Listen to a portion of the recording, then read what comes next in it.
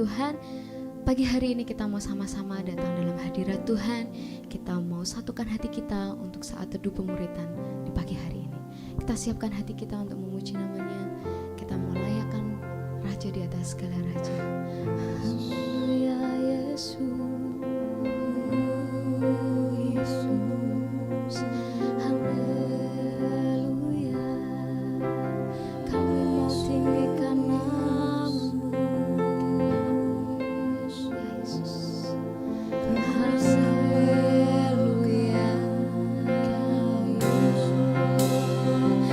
Kami mau layakkan hidup kami di hadapan-Mu, Tuhan. Oh yang layak, oh Yesus, mengalir dalam hidup, mengalir dalam hidup. Kami sembah Engkau Tuhan, kami mau tinggikan nama-Mu. Kau Allah yang kami sembah, Kau Allah yang kami tinggikan.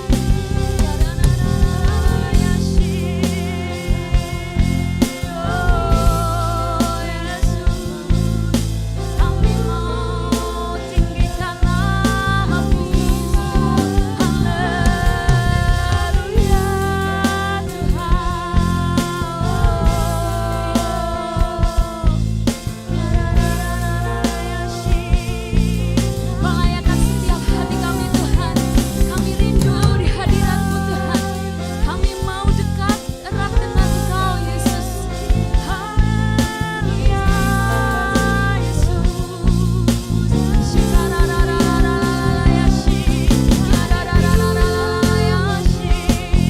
Mengalir tempat ini Tuhan, mengalir tempat ini. Haleluya. Segala pujian, hormat kemuliaan bagi-Mu.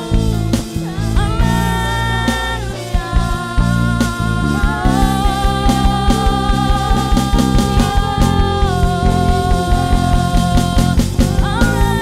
Haleluya. Kau layak Tuhan, Kau layak kami sembah Tuhan.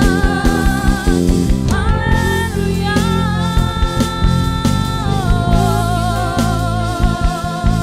Pagi hari ini Tuhan, kami mau erat dengan Engkau Tuhan.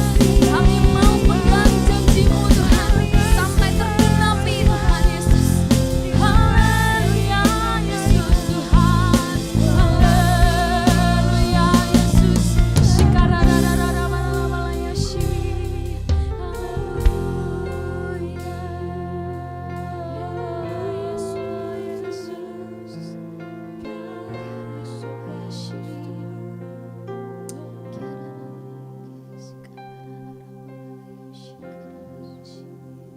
Kau sungguh indah Tuhan, Kau sungguh indah.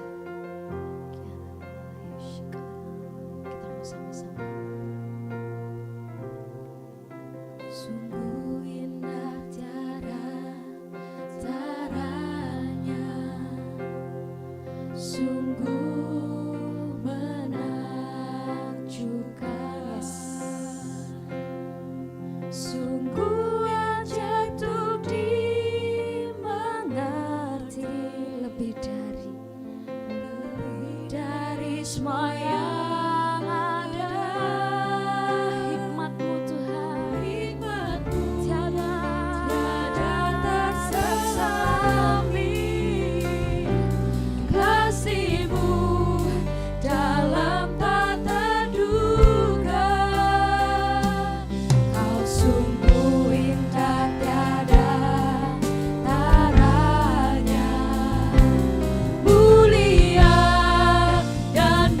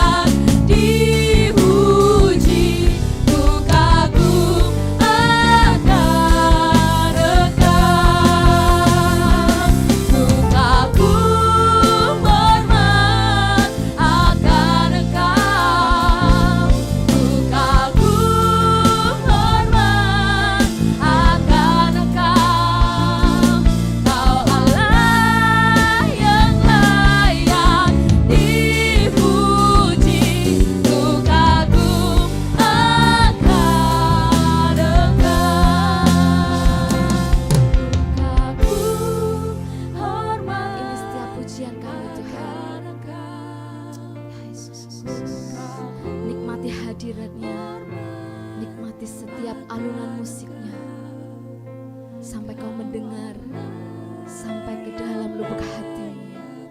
Dipuji, ku kagum akan. Sekali lagi dengan lembut. Ku kagum, ku kagum akan Engkau Tuhan. Ku kagum hormat akan Engkau, Kau Allah yang layak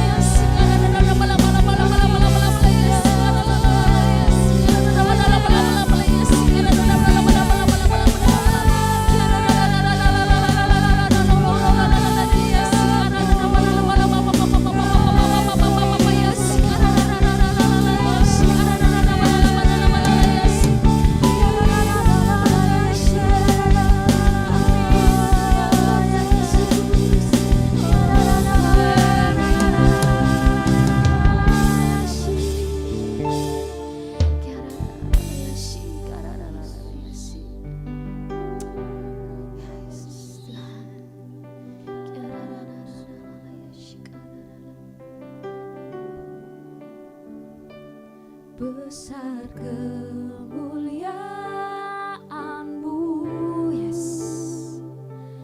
Kau limpahkan bagiku, mataku tertuju padamu, Yesus, Kau kemuliaanku. Ajaib perbuatanmu,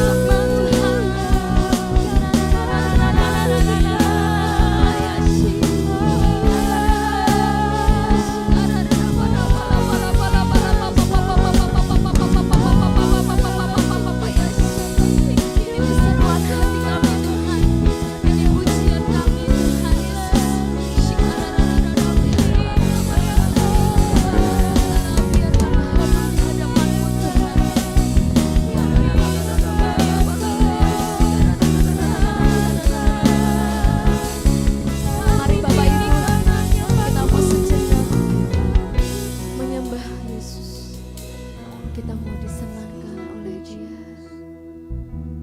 Nikmati hadiratnya di pagi hari ini.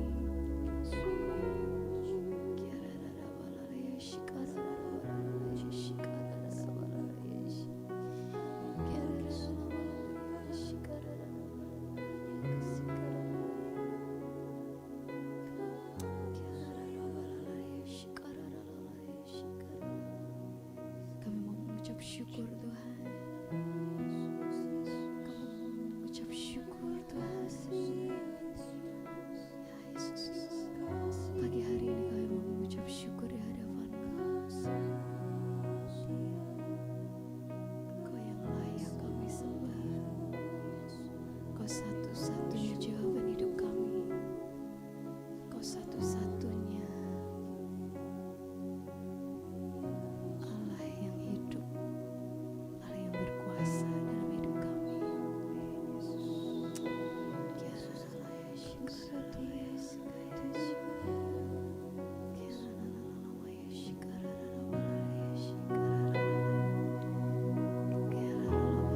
Kau gak pernah kecewakan kami Tuhan. Janjimu tepat pada waktunya. Janjimu ya dan amin.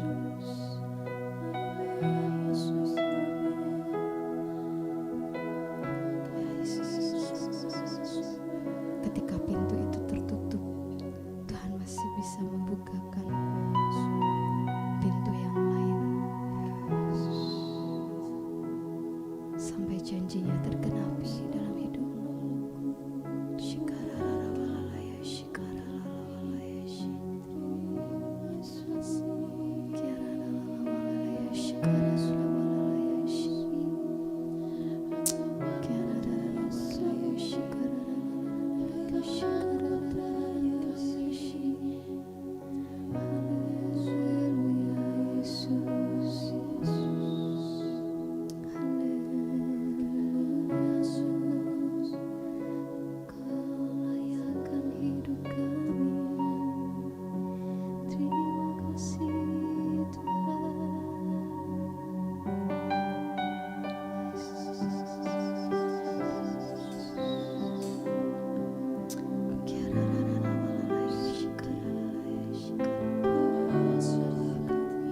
Kau sumber kekuatan dalam hidup kami Tuhan, dan Kau segalanya sumber hidup kami.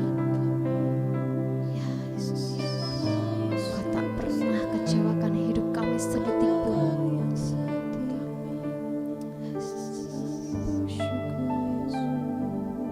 Yesus Tuhan, kami sembah Kau.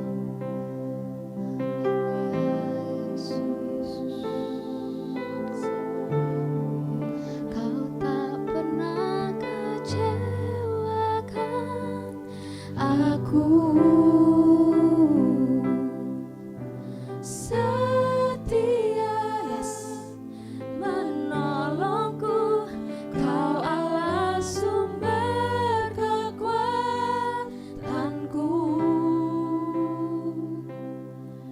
Kau segalanya sumber di hidupku. Shalom jemaat Tuhan, pagi hari ini kita boleh kembali bersama-sama mengikuti saat teduh pemuritan.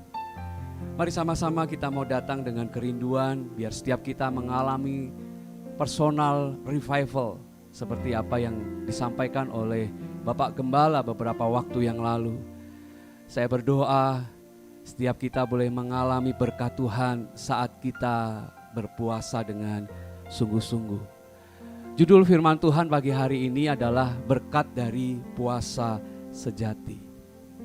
Sejak lama dalam Alkitab menceritakan tentang puasa.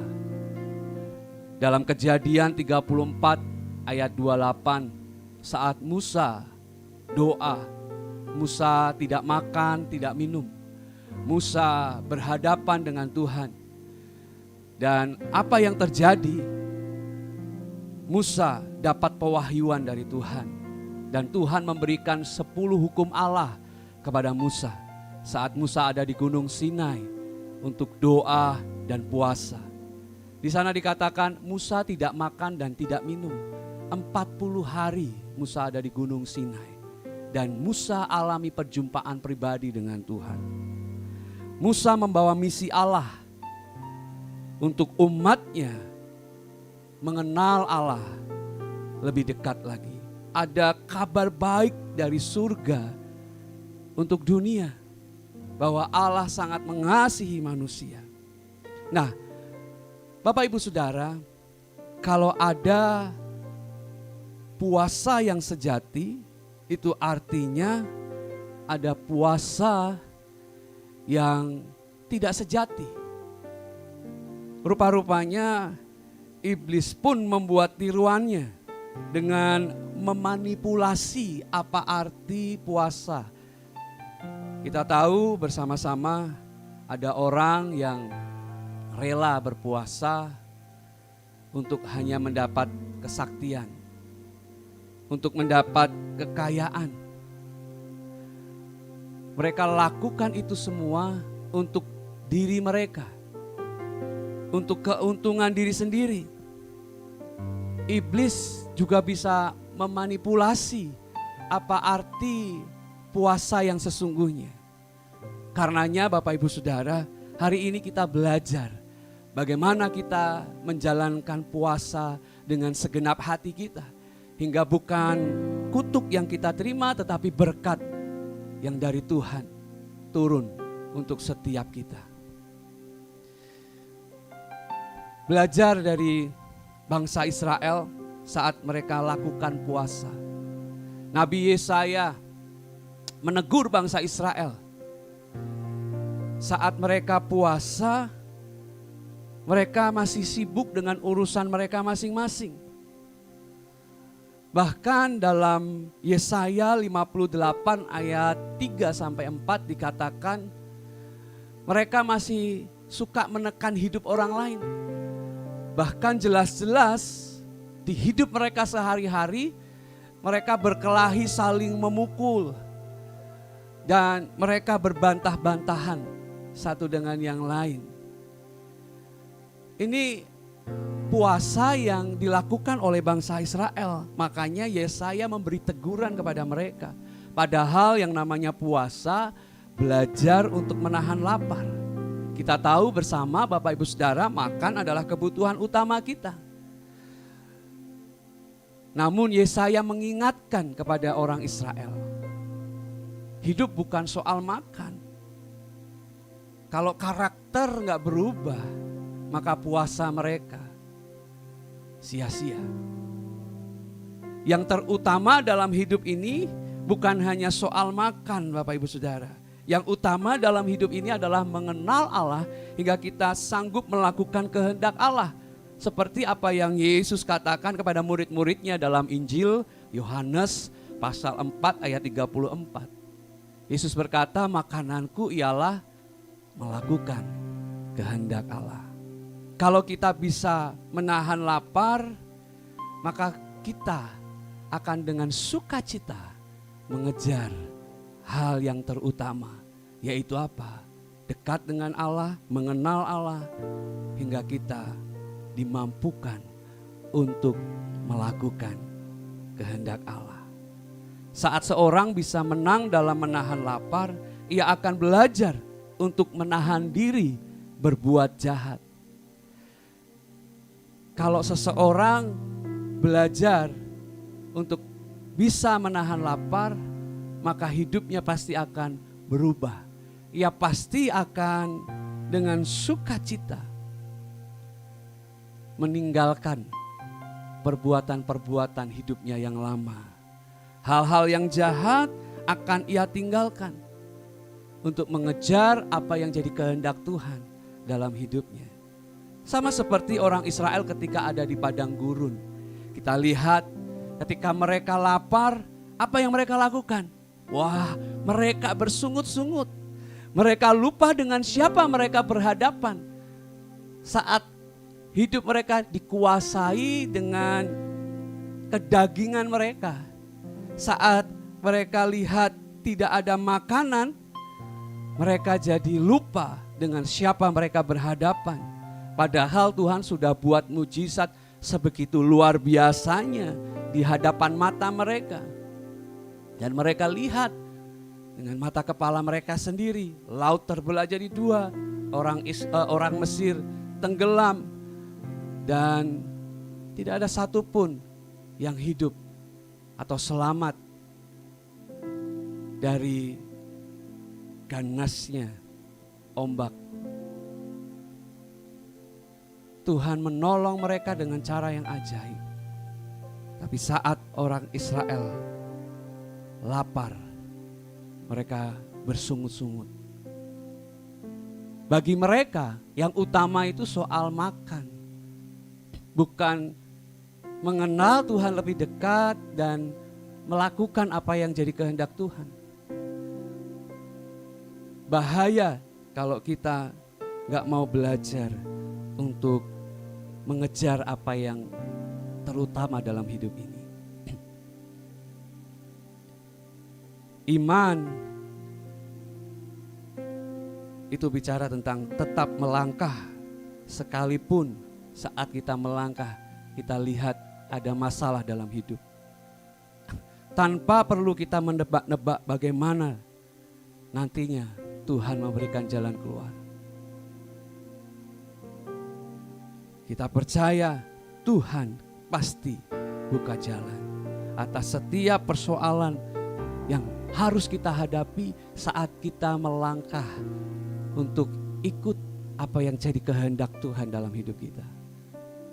Saat orang Israel dibawa keluar dari Mesir dan jalan di padang gurun, harusnya mereka tetap terus jalan ikuti apa yang jadi kehendak Tuhan. Tapi karena hidup mereka dikuasai oleh lapar, akhirnya mereka lupa dengan siapa mereka. Jalan melewati padang gurun. Mereka lupa Tuhan berkuasa. Mereka lupa Allah sanggup datangkan keajaiban. Karena apa? Karena mereka tidak bisa menahan lapar. Memang makan adalah hal yang utama, tapi ada yang lebih utama dari makan, yaitu mengenal Allah dan melakukan kehendak Allah. Dengan berpuasa kita belajar untuk menahan rasa lapar dan mulai punya haus akan Tuhan. Seperti khotbah Bapak Gembala di hari Minggu, dalam hidup kita ada ruang kosong yang tidak pernah diisi oleh apapun selain kehadiran Tuhan dalam hidup kita. Sebab kita adalah ciptaan Tuhan. Apa yang dikatakan oleh Yesaya kepada orang Israel? Menurut Yesaya, puasa yang sejati itu adalah sungguh-sungguh, inikah berpuasa yang kukehendaki, mengadakan hari merendahkan diri. Jika engkau menundukkan kepala seperti gelagah dan membentangkan kain karung dan abu sebagai lapik tidur. Jadi Yesaya memberikan teguran kepada orang-orang Israel. Puasa yang sejati itu merendahkan diri di hadapan Tuhan. Kalau di sini dalam ayat yang kelima dari pasal 58, Yesaya memberikan gambaran orang yang merendahkan diri itu seperti gelagah yang kalau dia tertiup angin, ya, dia dengan mudah langsung tertunduk ke bawah. Menundukkan diri seperti gelagah. Itu artinya tidak ada sesuatu yang bisa kita banggakan di hadapan Tuhan. Sebab apa yang kita perlukan untuk hidup semuanya dari Tuhan. Gak ada sesuatu yang bisa kita banggakan di hadapan Tuhan. Yang harusnya kita lakukan adalah persembahkan hidup kita, berikan hidup kita untuk kemuliaan Tuhan. Tuhan mau setiap kita Belajar mengenal Tuhan lebih dekat, dan ketika kita mengenal, apapun yang kita lakukan pasti akan seturut dengan kehendak-Nya. Makanya dalam Yohanes tadi pasal 4 ayat 34 Yesus katakan, makananku ialah melakukan kehendak Allah. Itu yang Tuhan mau. Kita sadar bahwa gak ada sesuatu pun dalam diri kita yang bisa kita banggakan di hadapan Tuhan. Harus yang kita lakukan adalah kita beri hidup kita jadi persembahan yang berkenan di hadapan Tuhan. Hingga Tuhan disukakan lewat puasa kita. Puasa yang sejati itu berarti kita mesti harus rendahkan diri dengan sungguh-sungguh di hadapan Tuhan. Akui dengan iman bahwa hanya Tuhan satu-satunya Allah yang selalu ambil alih hidup kita sepenuhnya. Menurut Yesaya, puasa sejati adalah membuka belenggu-belenggu kelaliman, melepaskan tali-tali kuk, memerdekakan orang yang teraniaya, dan mematahkan setiap kuk. Jadi kalau kita puasa dan kita masih berpikir, wah kapan ya nanti ya bukanya ya. Wah nanti kalau aku buka puasa mau pakai menu apa ya. Gak salah kalau kita persiapkan makan untuk buka puasa, tentu yang bergizi, yang memberi manfaat untuk tubuh kita. Tapi kalau dalam puasa, hal itu yang ada dalam pikiran kita, Bapak Ibu Saudara, maka gimana kita mau bisa menjalani puasa yang sejati? Karena kita masih fokus pada diri kita sendiri. Padahal puasa sejati menurut Yesaya di sini dikatakan, jadilah orang-orang yang punya belas kasihan pada orang lain. Nah kalau kita puasa tapi masih mikir diri sendiri, kapan ya buka puasanya, nanti waktu buka menunya apa aja ya, gimana kita mau bisa peduli kepada orang-orang di sekitar kita.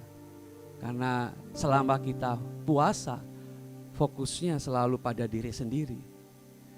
Padahal di sini diingatkan, lepaskanlah tali-tali kuk, merdekakan orang yang teraniaya, dan patahkan setiap kuk. Kalau kita puasa, mari kita mau jadi anak-anak Tuhan yang selalu punya belas kasihan kepada orang di sekitar kita. Lihat sekitar kita.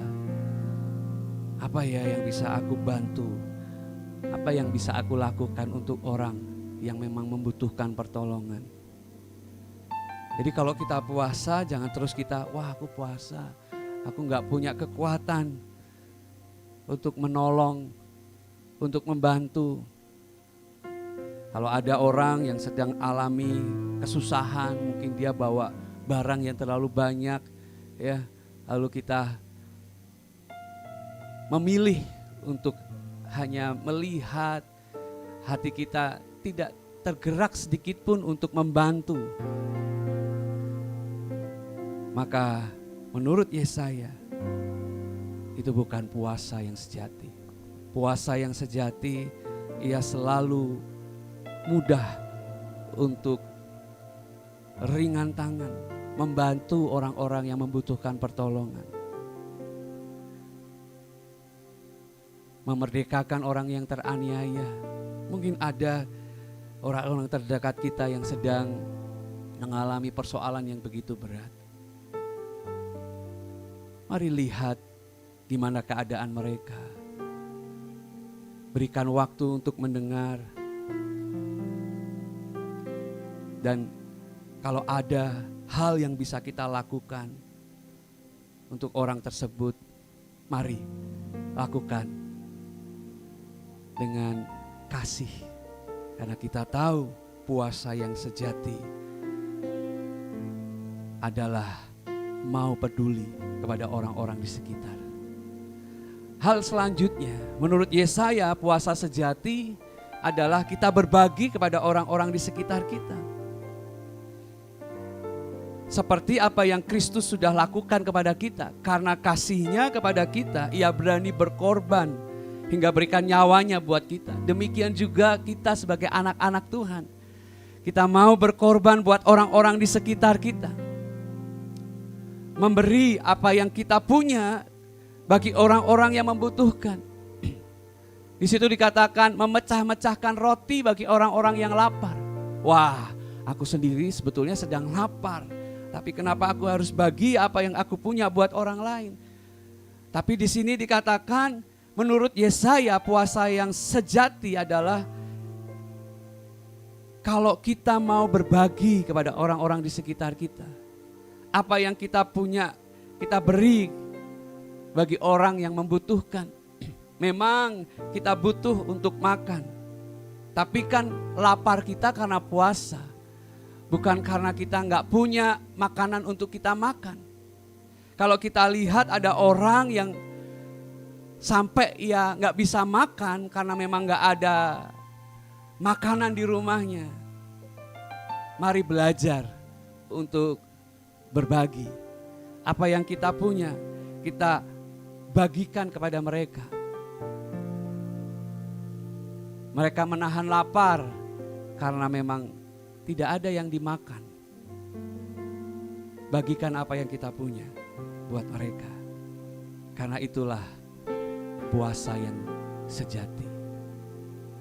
Bapak Ibu Saudara, saat kita lakukan puasa dengan sepenuh hati, maka Tuhan pasti akan perhitungkan. Demikian yang dikatakan oleh Yesaya. Dalam Yesaya 58 ayat 8. Pada waktu itulah terangmu akan merekah seperti fajar dan lukamu akan pulih dengan segera. Kebenaran menjadi barisan depanmu dan kemuliaan Tuhan barisan belakangmu. Berkat apa yang kita terima saat kita jalani puasa dengan sepenuh hati. Yang pertama, kehidupan jadi lebih berarti. Hidup kita diubahkan dan alami kebangunan rohani. Ada personal revival yang terjadi dalam diri kita. Di situ dikatakan terangmu akan merekah seperti fajar, bahkan lukamu akan pulih dengan segera. Saat kita jalani puasa dengan sungguh-sungguh, Tuhan pulihkan hati kita yang terluka. Kalau ada luka-luka dalam diri kita yang belum sembuh, Tuhan bisa pulihkan itu. Hingga kita tidak lagi menjadi anak-anak Tuhan yang menyimpan kecewa. Kita jadi anak-anak Tuhan yang mudah untuk memaafkan. Karenanya terang kita akan merekah seperti fajar. Orang lihat kita akan terkagum-kagum. Karena Tuhan ubah hidup kita. Saat kita rendahkan diri dengan sepenuh hati, dengan puasa, Tuhan sanggup pulihkan luka-luka yang ada dalam diri kita.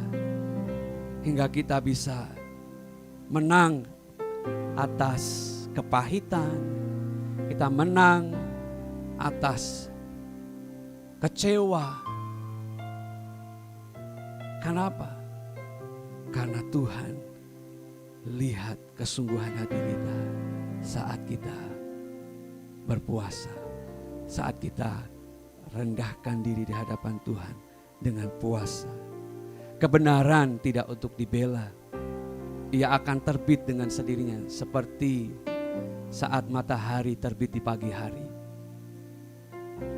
Saat Tuhan ada di pihak kita, melihat kesungguhan hati kita, Yesaya berkata, kebenaran menjadi barisan depanmu dan kemuliaan Tuhan barisan belakangmu. Gak akan ada persoalan yang menjatuhkan hidup kita. Gak ada orang yang sanggup untuk menjatuhkan hidup kita. Saat Tuhan ada di pihak kita, Dia akan buat keajaiban. Dia akan tolong setiap kita. Selanjutnya, Tuhan menuntun kita senantiasa, memuaskan hati kita di tanah yang kering dan akan memperbaharui kekuatan kita. kita akan seperti taman yang diairi dengan baik dan seperti mata air yang tidak pernah mengecewakan kita. Sekali lagi, ketika Tuhan ada di pihak kita, siapa lawan kita? Ia sanggup untuk buka jalan atas setiap persoalan yang kita hadapi. Ya Tuhan yang sanggup untuk mengubah kita, memampukan kita untuk kita ngelewatin persoalan demi persoalan, masalah demi masalah. Di situ dikatakan, aku akan puaskan hatimu di tanah yang kering. Bapak Ibu Saudara, kesulitan, kesukaran, persoalan adalah musuh bagi semua orang. Siapa sih yang gak mau bebas dari persoalan, bebas dari kesulitan, kesukaran? Setiap kita ingin bebas dari kesulitan dan kesukaran. Tapi selama hidup di dunia ini, kita gak bisa lepas dari yang namanya masalah, kesukaran. Setiap kita pasti mengalami. Dan sepertinya kesulitan, kesukaran, dan persoalan musuh bagi semua orang, Bapak Ibu Saudara. Kalau bisa dijauhi, mending dijauhi. Gak ada orang yang dengan sengaja buat masalah untuk cari-cari persoalan dalam hidupnya. Setiap kita selalu ingin menghindar dari masalah. Masalah selalu jadi musuh bagi semua orang. Tapi dikatakan di sini, sekalipun engkau jalan di tanah yang kering, aku puaskan hatimu. Sekalipun dalam hidup ada masalah, Tuhan selalu berikan sukacita dalam diri kita.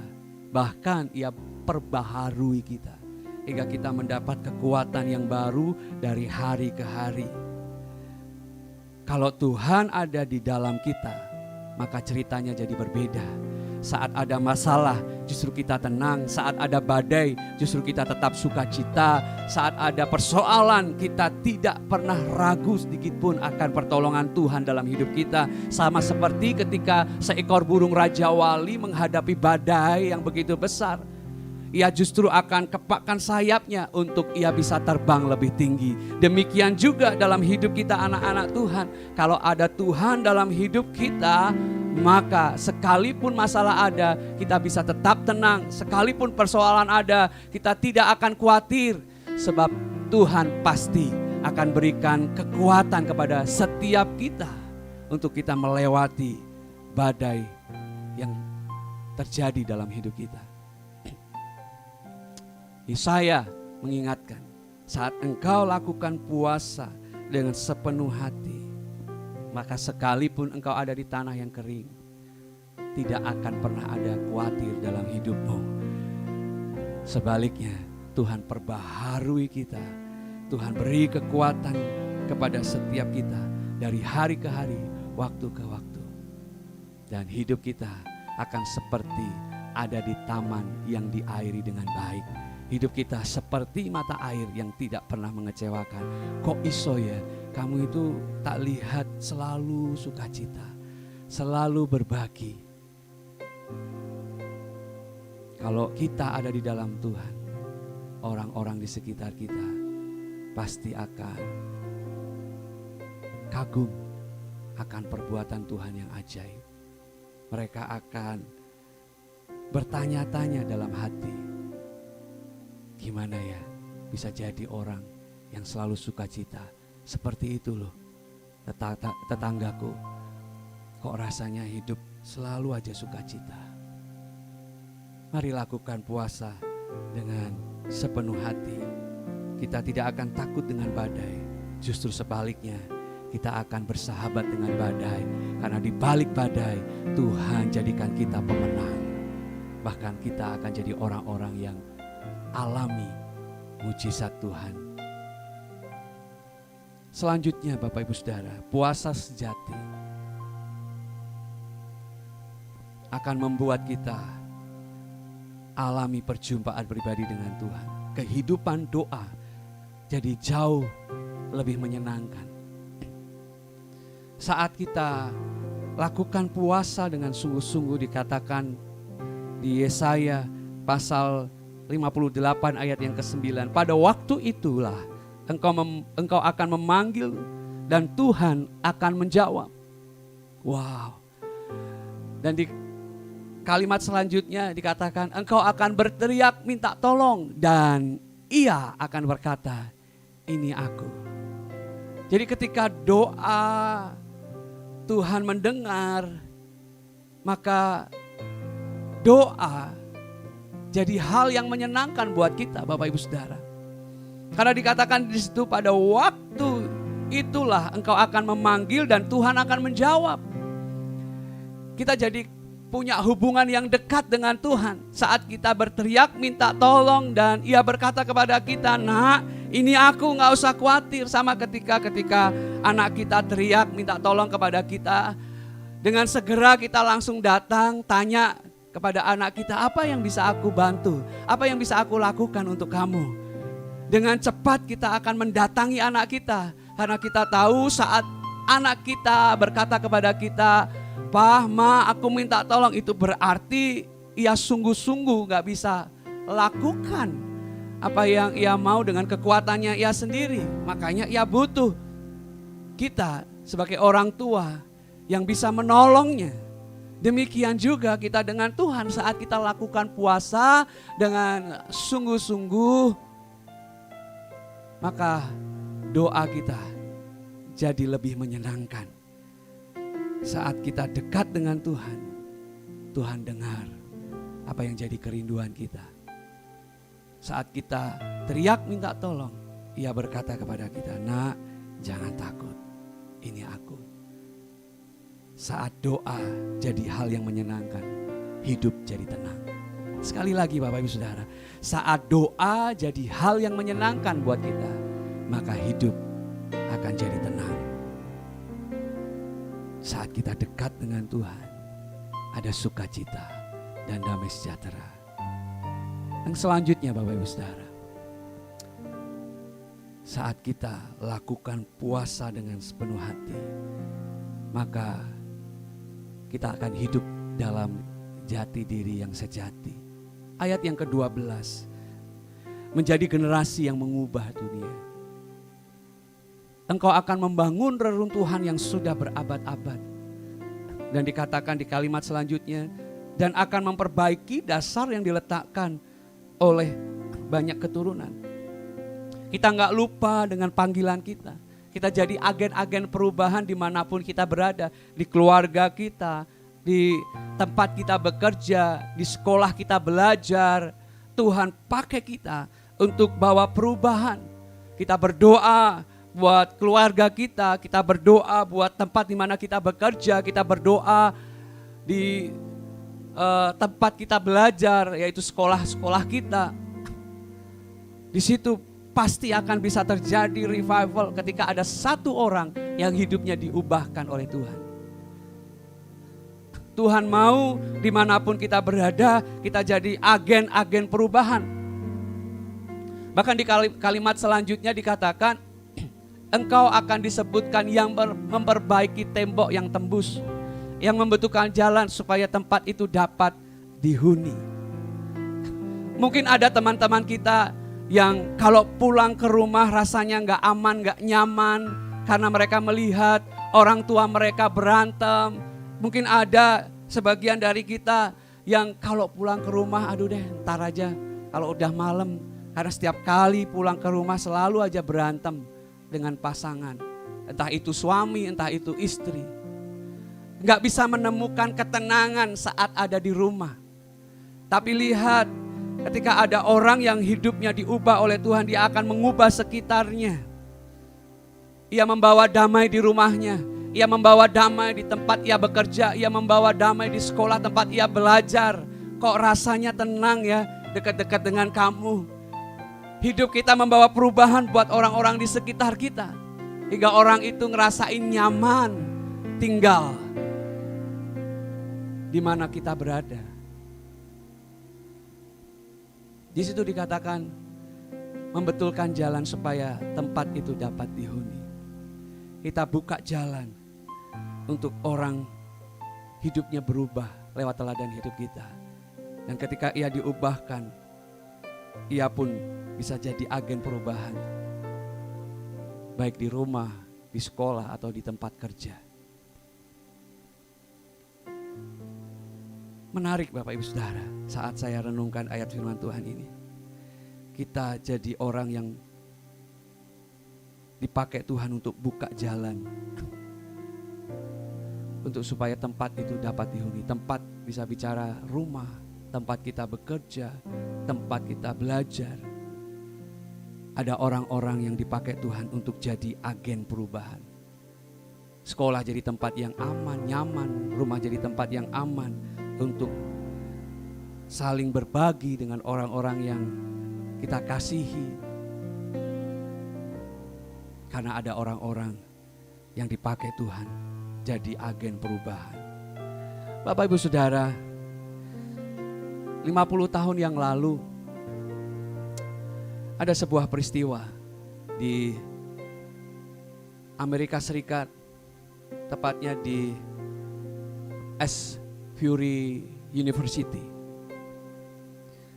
Waktu itu bulan Februari tanggal 3 tahun 1970 terjadi kebangunan rohani yang luar biasa di universitas ini.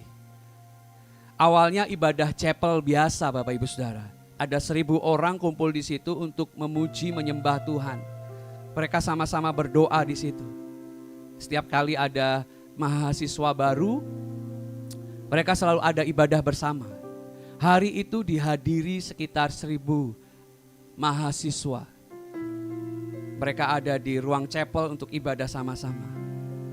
Apa yang terjadi Bapak Ibu Saudara? Saat mereka ibadah, gak terasa waktu menunjukkan pukul 6 pagi. Dan ternyata masih ada 500 orang di situ menyembah Tuhan dan berdoa. Lalu selesai itu, gak semua pulang Bapak Ibu Saudara. Ada 75 orang tinggal di ruang chapel. Dan mereka tetap berdoa di situ. Hingga akhirnya Bapak Ibu tahu, tanggal 18 Februari di tahun ini, 2023, terjadi kembali kebangunan rohani yang luar biasa. Seperti biasa, awalnya hanya beberapa orang ibadah. Mungkin sekitar 1.000-an orang memenuhi ruang chapel. Lalu gak lama kemudian Bapak Ibu Saudara, dalam beberapa hari ruangan itu dipenuhi dengan banyak orang. Sampai akhirnya terhitung ada sekitar 6.000 orang ibadah di situ. Dari yang awalnya hanya beberapa jam mereka ibadah, bisa jadi 1 kali 24 jam mereka ibadah. Mereka berganti-gantian. Yang melayani berganti-gantian Bapak Ibu Saudara. Dan yang ibadah pun juga berganti-gantian. Mau ibadah mereka ngantri dengan rapi di sepanjang jalan universitas tersebut. Wow. Mulai dari beberapa orang yang sungguh-sungguh datang menyembah Tuhan, berdoa rendahkan diri di hadapan Tuhan. Hingga akhirnya terjadi transformasi dalam hidup orang-orang yang ibadah di ruang chapel tersebut. Mereka saling mendoakan, 2-3 orang berkumpul saling mendoakan. Mereka mengaku dosa mereka Bapak Ibu Saudara. Mereka bertobat di situ. Dan yang terjadi, setiap hari 1 kali 24 jam Bapak Ibu Saudara, selalu ada orang ibadah di situ. Memang ini gak permanen Bapak Ibu Saudara, tapi sudah berjalan sekian hari, sekian minggu. Hingga akhirnya harus dibubarkan. Karena mereka ibadah 1 kali 24 jam selama seminggu lebih Bapak Ibu Saudara. Bayangkan. Hampir ribuan orang ya. Lebih dari 6.000 orang saya kira datang beribadah. Dan mereka shift-shiftan. Yang tugas pun, yang melayani pun juga bergantian. Karena kalau enggak 1 kali 24 jam Bapak Ibu Saudara, mana ada orang yang kuat. Mereka bergantian. Dan mereka saling mengaku dosa, saling mendoakan, pertobatan terjadi. Karena ada orang yang sungguh-sungguh mau datang merendahkan diri di hadapan Tuhan. Saat kita jalani puasa 40 hari ini, Biar kiranya Tuhan berkarya dengan indah dalam hidup kita. Kehidupan kita jadi lebih berarti. Kehidupan doa kita jadi lebih menyenangkan. Kita hidup dalam jati diri kita yang sesungguhnya, yaitu jadi agen-agen perubahan dimanapun kita berada, untuk membawa perubahan, membawa revival. Bukan hanya kita saja yang alami revival, tapi orang di sekitar kita juga merasakannya. Mari sama-sama datang kepada Tuhan. Ku bawa kepadamu, oh Tuhan, persembahanku ini.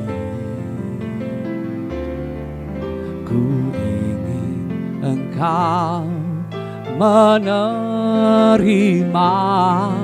korban syukurku melalui pujian. Takkan pernah ku bawa selain yang terbaik, yang harum dan sejati di hadapan tatamu. Yesusku, terimalah korban syukurku ini yang mengalir di hatiku sebagai persembahanku. Mari Bapak Ibu Saudara, alami berkat yang Tuhan beri saat kita lakukan puasa dengan sepenuh hati. Saya ucapkan banyak terima kasih kepada Bapak Gembala sudah diberikan kesempatan untuk menyampaikan firman pagi hari ini. Sekali lagi naikkan pujian ini, dan waktu selanjutnya saya serahkan untuk doa berkat. Takkan pernah ku bawa selain yang terbaik, yang harum dan sejati di hadapan tatamu. Yesusku, terimalah korban syukurku ini yang mengalir di hatiku sebagai penyembahanku. Haleluya. Mari kita datang pada Tuhan. Bapa, terima kasih buat kesempatan memuji menyembah-Mu pada hari ini. Kami percaya bahwa Tuhan selalu memperhatikan hidup kami, dan ketika kami berpuasa, kami percaya itu menyenangkan hati Tuhan, dan Tuhan juga akan memberkati kami luar biasa, sehingga doa puasa itu membangkitkan hidup kami semakin indah, semakin penuh sukacita. Berkati semua yang sudah melayani hari ini, Tuhan perhitungkan semuanya. Juga Tuhan memberkati hamba-Mu Pak Estu yang sudah sharing firman. Tuhan pakai semakin dahsyat dalam keluarga, pelayanan, dan masa depan semakin naik dan semakin naik. Kami berdoa untuk hari ini, ada acara buat tim ibadah, penyegaran, ada sebuah kegiatan yang luar biasa di Kopeng hari ini, sehingga tim ibadah akan bangkit, akan bersatu, akan makin maju.